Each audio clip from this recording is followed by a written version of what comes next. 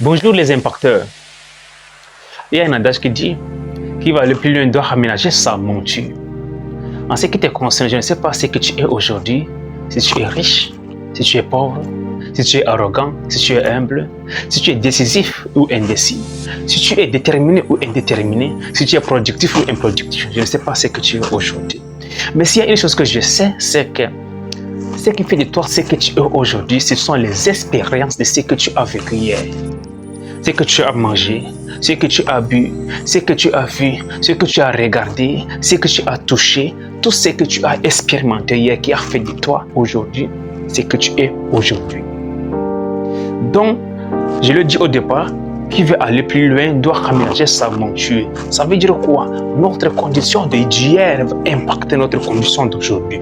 Nos actes, tout ce que nous avons fait hier impacte notre vie d'aujourd'hui. Et tout ce que nous allons faire aujourd'hui, toutes nos décisions, tout ce que nous allons poser comme acte, tout ce que nous allons entreprendre aujourd'hui impactera significativement notre vie de demain, soit positif, soit négatif.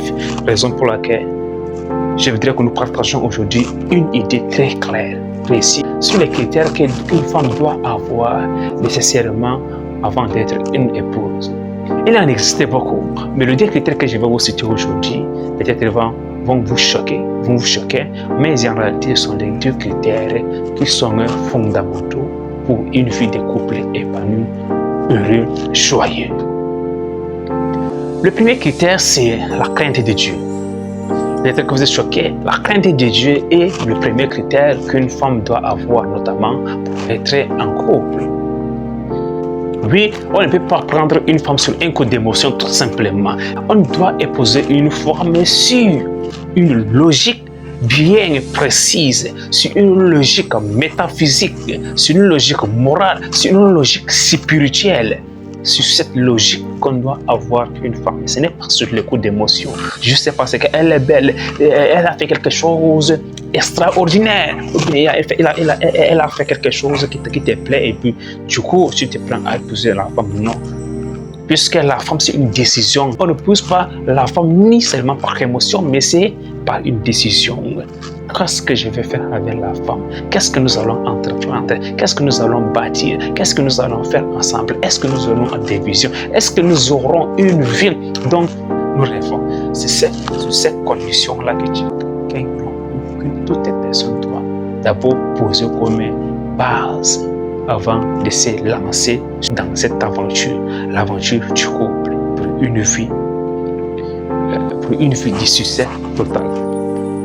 Vous savez quoi, selon mes expériences, selon ce que j'ai vu, selon ce que j'ai expérimenté, selon mes interventions dans la vie des couples, selon l'étude approfondie que j'ai menée dans la vie des couples qui ont réussi, il n'y a que deux critères essentiels en réalité qui permettent de dire en réalité si la vie des couples sera une vie épanouie, si la vie des couples sera une vie déchirée.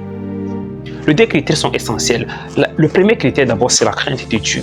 Une femme qui ne craint pas Dieu, peu importe sa beauté, peu importe sa taille, peu importe sa forme, sa morphologie, peu importe ses bagages intellectuels, peu importe ses diplômes, peu importe son poste, n'est pas la bienvenue. Je m'explique. Il y a plusieurs raisons. Parce qu'il y a plusieurs avantages du fait que la femme craint Dieu qu'on peut obtenir facilement, qu'on peut avoir facilement. La première des choses qu'on peut avoir pour une femme qui craint Dieu, d'abord, il y a d'abord la soumission. Une femme qui craint Dieu, c'est une femme qui est soumise. Une femme qui craint Dieu, c'est une femme qui est extrêmement soumise. Elle sait que la soumission en vaut la peine. Elle sait que souvent, même son mari a tort et elle a raison. Mais elle sait avec la sagesse qu'elle a, elle devient soumise. Après quoi, elle expliquera à son mari ce qui est important, ce qui est utile, ce qui est vital, ce qui est juste, ce qu'il faut prendre en charge. En premier lieu, comment prioriser les choses, elle sait. Parce qu'elle est humble. Une autre chose, c'est d'abord sur l'impact que la vie du couple peut avoir sur les enfants. L'impact que la vie du couple va avoir sur les enfants. Oui, une femme qui craint Dieu, c'est une femme qui verra sur l'éducation de ses enfants, même le contenu que les enfants vont regarder à travers la télévision ou le téléphone, je ne sais pas trop, les contenus seront filtrés. Première des choses. et ne laissera pas tout type de contenu à ses enfants. Vous savez, il y a des contenus qui sont néfastes, il y a des contenus qui sont dégradables, il y a des contenus qui sont mauvais. Du coup, une femme qui craint Dieu sait comment filtrer les contenus à ses enfants. Elle sait, est-ce que ce contenu peut apporter du plus-value à mes enfants? Elle sait, est-ce que ce contenu peut apporter des valeurs positives à mes enfants? Un autre aspect, c'est sur la fidélité. Une femme qui ne craint pas Dieu, elle est difficile d'être d'abord fidèle à son mari, c'est clair. Mais une femme qui craint Dieu, c'est une femme qui est fidèle à son mari. Le mari peut sortir pour faire des séminaires, le mari peut sortir pour faire des campagnes, le mari peut sortir pour faire des conférences, mais le mari a toujours un cœur joyeux, un cœur confiant parce qu'il sait que sa femme c'est une femme qui craint Dieu, une femme qui aime la prière, une femme qui est déterminée, une femme qui veut l'éducation des enfants, une femme qui veut l'éducation, la réussite de ses enfants, du couple, une femme qui apporte un grain de connaissance à la société. Du coup, la femme ne peut pas être infidèle. Ça, c'est notre aspect qu'il faut encore noter. Une autre chose, c'est qu'une femme qui craint Dieu, c'est une femme qui est patiente. C'est une femme qui est patiente. La femme qui craint Dieu sait que tout n'est pas toujours rose. On peut avoir des tribulations, des difficultés, des soucis. On peut avoir des moments de difficultés, mais elle sait que la nuit, si elle est là, le jour va toujours se lever. Elle sait qu'à chaque problème, il y a toujours une solution. Elle sait qu'à chaque problème, il y a toujours des solutions qui sortent. C'est pour cette raison qu'une femme qui craint Dieu, c'est une femme qui est patiente. Elle sait qu'il y a des manquements, mais ça va toujours arriver. Elle sait que s'il y a des soucis, les soucis vont toujours avoir des solutions avec le temps. Ça, c'est l'importance d'avoir une femme qui craint Dieu. Il y a plusieurs importances du fait d'avoir une femme qui craint Dieu. Déjà, il faut avouer que le premier qui était déjà important, mais le deuxième est tout aussi important. Et il ne faut pas surtout le négliger. Le deuxième critère, peut-être ça va vous choquer, mais en réalité, c'est vrai. C'est la lecture. Une femme qui craint Dieu est importante, mais une femme qui lit est tout aussi importante. Vous savez quoi? La parole de Dieu dit même qu'au début, qu'au commencement était la parole. La parole de Dieu dit qu'au commencement était la parole. Et du coup, s'il n'y a pas de la connaissance, il y a la mort. Comme la Bible déclare elle-même qu'on peut périr parce qu'il lui manque de connaissances.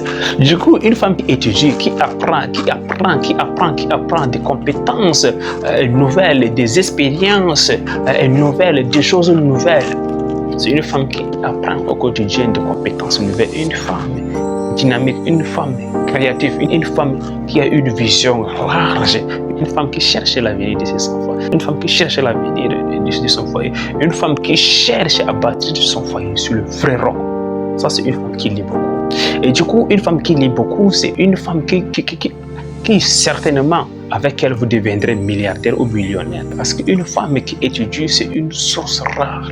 En réalité, depuis l'Antiquité jusqu'à nos jours, les hommes qui ont bâti des empires, les hommes qui ont révolutionné le monde, les hommes qui ont impacté leur génération, ce sont des hommes qui ont eu à leur côté des femmes qui lisaient beaucoup, qui étudiaient sauvagement et qui connaissaient beaucoup de choses à la fois. Tu veux devenir un milliardaire ou bien un millionnaire, tu veux bâtir aussi ta vie, tu te dois d'avoir une femme qui étudie sévèrement, qui étudie vraiment beaucoup, qui apprend beaucoup du Dieu.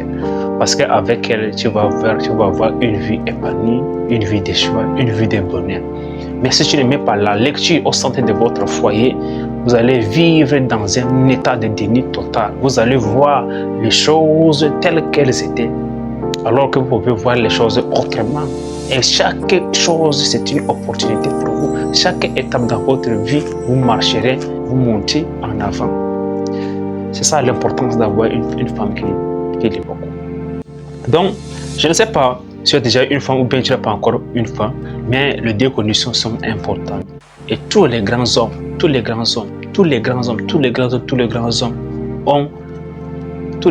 ont épousé des femmes qui ont ces deux critères, qui craignent Dieu, premier critère. Deuxième critère, qui lit beaucoup, qui étudie, qui apprend beaucoup. Avec ces deux critères, tu deviens incontournable. Dis-moi quels critères que tu aimerais avoir chez une fille avant de l'épouser ou bien avant de la prendre comme épouse. Dis-moi quels critères que tu veux ajouter ou bien qui t'a beaucoup plu parmi les deux critères, la crainte de Dieu ou bien une femme qui lit beaucoup. Dis-moi, c'est quel critère que tu as beaucoup aimé? C'est la femme qui craint Dieu ou bien c'est la femme qui lit beaucoup ou bien tu aimes le Dieu? Docteur, je vous aime, à la prochaine vidéo.